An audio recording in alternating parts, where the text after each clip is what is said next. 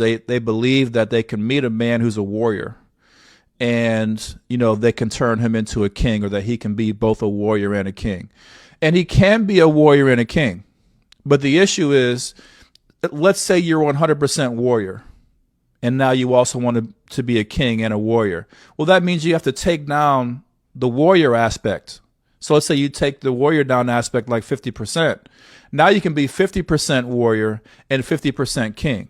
So you're not as effective. It's no different than, hey, I want to be an electrician and I want to be a plumber, right? So like if I'm splitting my time between those two disciplines, like learning those two disciplines, I'm going to kind of be like half as effective versus somebody, all they do is, plumbing, or all they do, all they are is an electrician.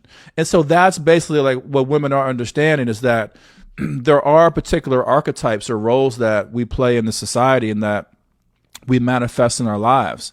One is the warrior. That's an archetype. That's a particular mindset that we as men have. Another one's a king. Like that's a completely different mindset. It's just like when you look at, corporate America, like the person who is the CEO of the company has a different mindset and moves differently than the COO or the chief operations officer. Like there's a reason why those roles are separated, right?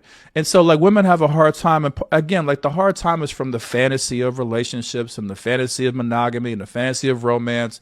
Like women just have a hard time in society, like getting that out of their head.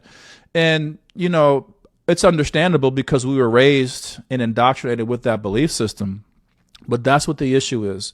You can only really, master, like be a true master or be a true carrier of one of these archetypes at a time. Now you can go in and out of them. But again, once I leave that warrior archetype, I'm no longer a warrior. And I go into the king archetype, or I go into the jester and negotiator archetype, or I go into the monk or the wizard archetype. Like these are different archetypes for a reason.